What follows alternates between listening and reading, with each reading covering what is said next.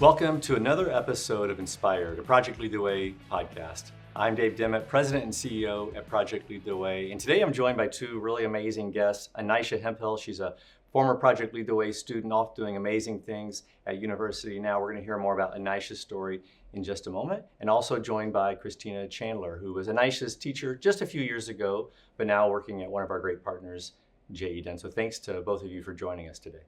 So Anyshya is a junior at the University of Missouri-Columbia, where she's studying computer science and psychology. She's also excelling in leadership roles at the university.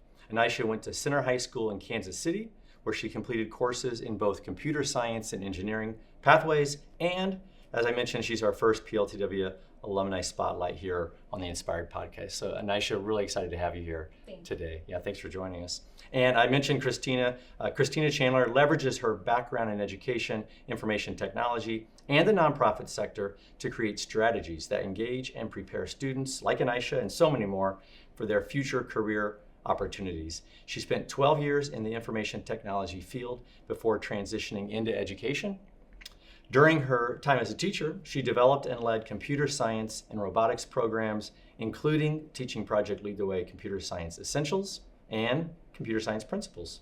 As a program consultant for Casey STEM Alliance, Christina worked to remove barriers so that all students have access to high quality STEM education. And as I mentioned, Christina is now serving as Community Impact Education Manager at J.E. Dunn. So welcome, Christina. Thank you. And we've known each other for a while, and I got to see some of your work firsthand at the Casey STEM Alliance, just really one of the best ecosystems for STEM education in the country, a real model. So I'm sure we'll hear a little bit about that. Absolutely. As we get in. Okay, well let's jump into questions. I'm really excited to have time with you both today, so thanks for coming in.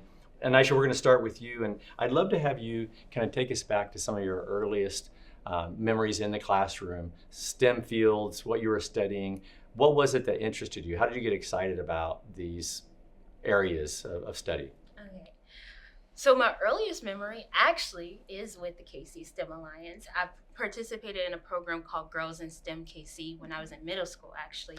And I found out recently that I was like one of the first cohort members of that program. But what we did, they had us go to the Federal Reserve Bank in Kansas City, and they had us walk through kind of a algorithm in a sense. It was on code.org, and so it was this block coding Minecraft thing. And I just remember being so awed because I played a lot of video games at that time, and I was just so amazed by how because when I played video games, I would think how do they get this thing to move? Or how does the graphics show up here and there? And so being able to see it and actually be a part of implementing it was really what I think impacted me in the moment. And I was always very interested in creating something from scratch that would ultimately be used by people to be impactful to them. And so I think being able to know that computer science was an outlet for that really was something that continued to make me connected to it. Well, I heard a lot in there. I heard building, testing, something that's relevant, getting outside the four walls of the classroom, making those connections beyond what's happening, in the school building. Learning can happen anywhere, and some of the best learning is when you're making those connections. And it sounds like you've got a little bit of curiosity too. Is that something that's always been part of your? Yeah, that's great. I was the why kid. Yeah. Why? I love that. I want to hear more about how that has played out, not just in your experience at high school, but also at college. But maybe just a quick little transition. What I've seen, I've had a chance to visit schools in all 50 states. I was a high school teacher many years ago. My wife and I met as first year teachers, and teachers are so important.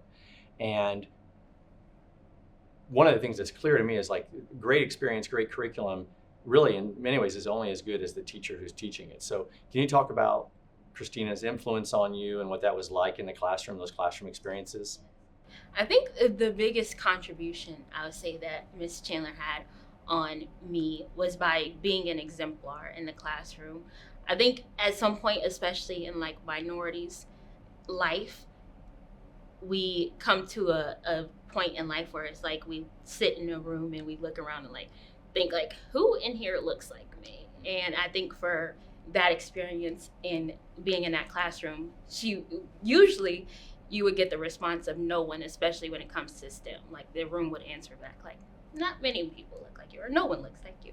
But having her be a teacher for me in an early stage of like getting involved in STEM was like someone, like the teacher actually. And so I think that she was really impactful in being the exemplar, but also being passionate about it, being very driven, being very committed committed to teaching about it and making sure and trying to ensure basically that people got out of it, whatever it is with that they were seeking from it. So I think that's the biggest impact I would say. Yeah, well, I love too, the other thing that you had is this industry experience when you came to the classroom. And so you had credibility in these areas of study, that are so dynamic now. So maybe talk a little bit when you were back teaching high school, maybe talk about what that experience was like for you and making the transition from the private sector back to the classroom and then teaching Project Lead the Way. What was that experience like for you? I feel like Project Lead the Way does a great job of preparing teachers to teach the content, even if you're coming from a place. Fortunately, I had that background in doing some IT support, desktop support, network support, even some web design. So I had that background, and I was able to say to students, yes, we're doing this in our Project Lead the Way module. This is what we're doing. Now, let me connect this back to you to something in real life. Because when you have these why kids, well, why are we doing this? Why is this happening? Why does this look like that? Having that industry experience really helped me answer the why. The Project Lead the Way content is amazing. It's robust. I was well trained to go into a classroom and teach it, but just having that industry experience helped me answer the why. Yeah. This is why you're doing this. This is why there may be a math component here. This is why there's a collaborative component here. Because sometimes that's the biggest struggle for kids is, why do I have to work with someone else? I don't like anybody in this room, and I don't want to work with them. Well, this is why the collaborative approach, because when you get into the real world, this is what you have to do. And this is what I did when I was way back working on the Y2K project. I was 10, by the way. Yeah. Working on the Y2K project for a big company, there was no working in silos. You have to have a collaborative approach to solve the problems, get the work done. Yeah. When what you're describing too are these skills, regardless of the pathway that you're in, when you're learning how to work together as part of a team to solve a problem, and there's a real deadline, there are design constraints, working together as part of it, that's a real skill. Mm-hmm. And when you think about the world we live in today, we would all benefit from being in communities where more people knew how to work together effectively. And that means sometimes you do need to disagree and have a disagreement on ideas, mm-hmm. but how do you do that in a way that is productive, and strengthens the outcome of the work or the work that's happening in a community. So you're helping build those skills. I'd love to just transition just for a second, because you mentioned something about the why and the relevance. Mm-hmm. You're also working as an advisor on some content that we're continuing to develop. We're always trying to improve and enhance the content we make available for students and teachers. Absolutely. You were talking earlier about some of our gateway content mm-hmm. that you're helping advise on. Can you just share a little bit about what that looks like? Yeah, so in my work at J. Dunn Construction as the education manager, we know anybody that is building anything knows there is a need for a skilled trades, skilled craft workers. And so I really have appreciated the opportunity. I've pulled in some of my general superintendents from J. Dunn to help inform this process of building this construction-related curriculum that will go into middle schools and really start to help kids understand the opportunities that exist in the construction industry. Not only are there amazing opportunities for every kind of student, those students that maybe college is not their journey. And we're beginning to understand that college isn't for every kid. So how do we prepare them for not just a job, but a career where they can have that growth, where they can have the benefits and have the kind of income that all of our young people deserve. So the opportunity to work on something that exposes our middle school kids to those career opportunities and really gets it in their head at that kind of pivotal 7th and 8th grade point that this is a career option for you. It's been really exciting. We're excited about that and integrating skilled trades across all of our middle grades content, students are starting to make really important decisions about Absolutely. the things that they might want to study or pursue in high school or after high school. And what we really want, we want students like Anyshya to have options, to be able to make choices. And maybe that's straight into the workforce, maybe that's 2-year school, 4-year school. The reality of it is we're going to be lifelong learners, right? Like if we want to be successful in our families, in our communities, in our careers, we're going to have to just continue to learn. So exposing students to more opportunities. That J.E. Dunn's a great partner in helping us do that. So, well, Anyshya had a chance to talk about what it was like being in your classroom. What was it like having Anyshya? What are some of your memories of her in your classroom? Yes, I got the chance to tell Anyshya this last night. So when I was teaching Anyshya initially, it was during COVID, so it was online. And so she was, I remember, a great student. Her grade was wonderful. She always participated, even if the camera was off, but most kids had their cameras off, so that was okay. But then we get through, class is over, and we're now back in person, but with masks on. So this young lady walks into my classroom, and she is saying, "Hi, Ms. Chandler, it's so good to see you. Now, I want to talk to you about starting this new program, this Girls Who Code program," and she has all of these ideas. And she gets done talking. I'm like, "Who are you?" Because I hadn't seen her in person. I'd only seen her online, and most of the time the camera's off. And now she has on a mask, and I'm very much I need to see your face. I won't remember your name, but if I see your face, I'll remember where we met, what we talked about, everything. So she's saying all these things, and I'm like, "Lady, who are you?" And she's like, "It's me, Miss Chandler. It's Anyshya." And I was like, "Okay, this makes sense. So let's talk about how we can get this thing going." But still, just that enthusiasm, that zest for learning, that wanting to be a leader in this space, and then bring along the next group of young women to do this work. So even though I didn't know who she was, I was excited. I was like, "Oh yes, this is great." And as soon as I find out who she is, I'm going to congratulate her.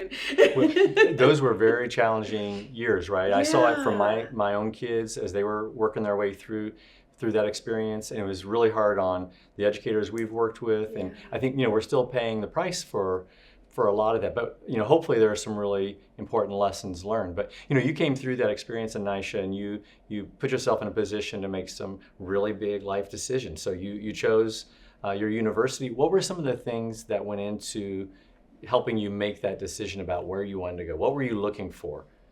Oh, so I think Center did a really good job of preparing me with the exposure of like different opportunities, especially within STEM or within engineering. And so I got to participate in the Pathways to Technology program, which kind of assured me that I would do computer science. But when it came to every other factor about school, I was just like, I don't know. I didn't really have a preference of anything particularly. I think it might have stemmed from being a first-gen student, where it was like, you just, as long as you get there and you get through it, then that's, what matters. But I think my sister, though, being a student at Mizzou before me, definitely was like the persisting factor in like leading me to Mizzou in particular. But it really just came down to finances mostly. Like that was the biggest thing that was like important. Yeah, it's a big investment. It's a big investment, yes. I was just going to add, when she talks about that Pathway to Technology program. So for that program, they would, the Real World Learning Coordinator we have a program in Kansas City called Real World Learning, where we expose kids to opportunities that get them what's called market value assets. So they graduate with a diploma and something else. But the Real World Learning Coordinator, or the Director of Curriculum, whoever was in charge at the time, would come to me and say, recommend students for this Pathways to Technology program. And so, of course, Anyshya came to mind, because most of the students that I recommended for that, most, if not all, I also taught a CTE computer science class, but they had to go through one of those classes. And most of them were Project Lead the Way students, just because I knew they were prepared. Because for Pathways to Technology, they went to a large company in Kansas City and worked there 3 days a week. And so I always got feedback from the person that was leading that program that your students are some of the most prepared. And it was because of their exposure in Project Lead the Way, in that CTE computer science class. Because most of the time I asked that they take 2 classes with me. 𝐼nishya just did so great that I was just like, okay, 1 class, she's ready. And then just kind of staying in touch, and then just knowing that she had this drive for it. It was like, okay, she's ready to go and do this. But Pathways to Technology is one of the things that also one of those systems under that STEM ecosystem where we're really able to engage and send those Project Lead the Way students onto that next level of learning. Well, I mean, a lot of what I hear you talking about is this career connected learning. It's at the heart of what we do, and you see it from your perspective as a former teacher, as an industry professional, now working to help us continue to make sure what we offer students is relevant. But that career connected learning, and a lot of people are talking about that now, and what I hear you describing is this relevance that comes from hands-on project problem-based learning. There are other models out there. Some of it involves more simulation and screen time.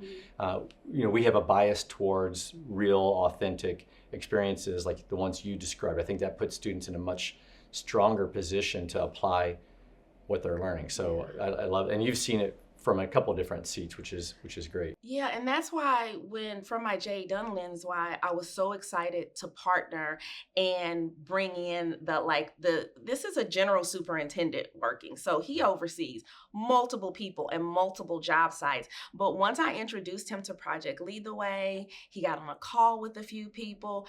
He really saw the relevance and wanted to give his time to helping build and inform this new curriculum. He and I didn't even really have to talk to him. I didn't have to give him the numbers. I know how many students that Project Lead the Way reaches.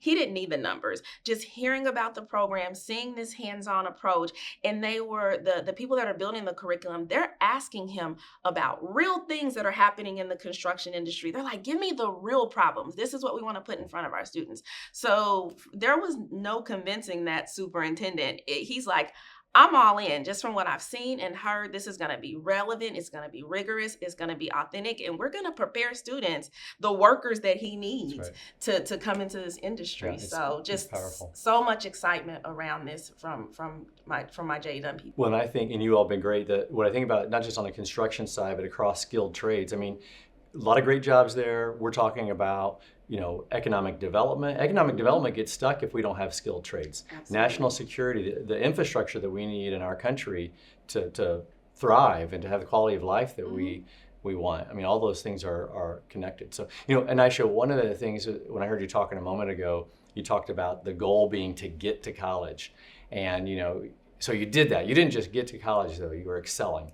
And a lot of the skills that you've developed, we talked about those a minute ago, whether it's transportable, transferable, durable. Toyota always called them professional skills, whether that's ethical reasoning, collaboration, leadership. I mean, you've developed those skills and had a chance to practice them over time. But you're very involved on campus, and I'd love to hear you talk a little bit more about the different ways that you're involved. I think it's important to get involved, regardless of if you're at Mizzou or any other college campus. And then I want to hear more about what you want to do. You're a junior, so you're starting to think about what's next a little bit. So let's hear about your involvement, but then we'll transition to what's next. Yeah, so I'm the current president of the National Society of Black Engineers, otherwise called NSBE, at Mizzou's chapter. I lead a group of 14 members for us to contribute to our mission. It's very directly mission-driven work, and so we aim to provide students with academic resources and professional resources so that they can excel. We're a professional organization, so we center all of our programming around trying to make sure that people have the resources that they need and the tools that they need. And so that's one area of which I'm a leader of. Another one is I am the website manager for Student Made Mizzou. Student Made in general is a national program that was implemented by student entrepreneurs for student entrepreneurs. They noticed around that a lot of student entrepreneurs, it was just very hard for them to pursue entrepreneurship while being a student. And so they try to put all the factors together to ensure that students had what they needed. So we have like a strategy manager with our group, we have a finance manager with our group, we have a marketing manager, and all of them like help to make the business what it is. And as a website manager, I'm like in charge of the website, so I help to make sure that their products are like uploaded and that they, are facing the customers as well. But they just try to make it a holistic service for student entrepreneurs, and I'm a student entrepreneur myself, so I think that was something that was like the leap that I wanted to take this year, in addition to being president as well. Well, entrepreneurship and the entrepreneurial mindset, I'm hearing more and more people talk about that, the power of that in the world we live in today. And you think about, we haven't mentioned AI yet, but it's everywhere, right? And you think about an AI-enabled, driven world. What I'm hearing folks talk about is like the opportunity to integrate more entrepreneurial thinking across a range of career disciplines, even in skilled trades. We were talking with state leaders at the Department of Ed just last week about the new career clusters and how they're thinking about entrepreneurship within the new career clusters. And they're thinking about entrepreneurship across all career clusters, and every young person having a chance to think about, whether they start their own business or not, but that mindset is so powerful. So that's exciting to hear you working on that. So go ahead. Well, no, I was going to say, I love hearing Anyshya talk about all the wonderful things that she's done and how confident she is.